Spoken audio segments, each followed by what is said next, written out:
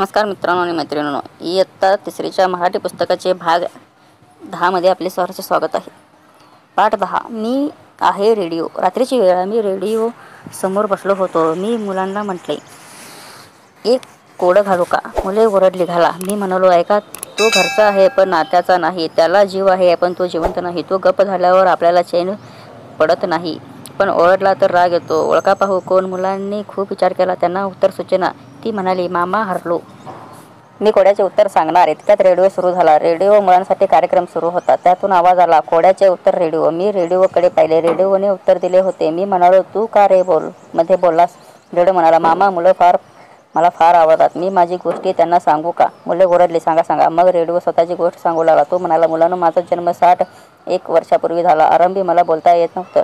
जगदीशचंद्र बोस व मार्कोनी यांनी मला बोलायला शिकवलं. तुम्हाला आश्चर्य वाटेल, पण खूप दूर बोलणाऱ्यांचा आवाज क्षणभरही उशीर न लावता मी तुम्हाला ऐकवतो. हेच पहा ना, लंडन शहर किती दूर, आता समुद्रापलीकडे, पण तेथील बातमी तुम्हाला ताबडतोब ऐकायला मिळते. मी नुकताच बातम्या देतो असे नाही, मी आणखीन खूप खूप कामं करतो.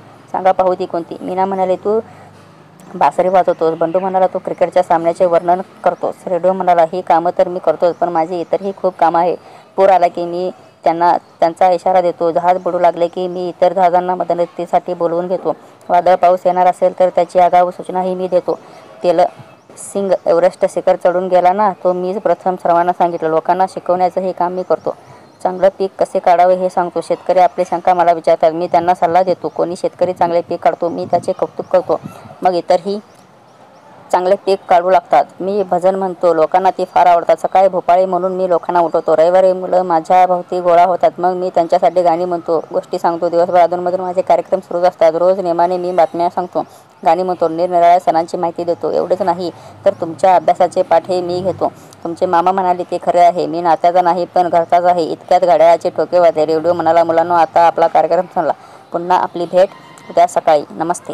मित्रांनो आणि मैत्रिणी, असे लहानपणीची आठवण त्याच्याकडे असेल तर माझ्या चॅनलला सबस्क्राईब करायला विसरू नका. धन्यवाद.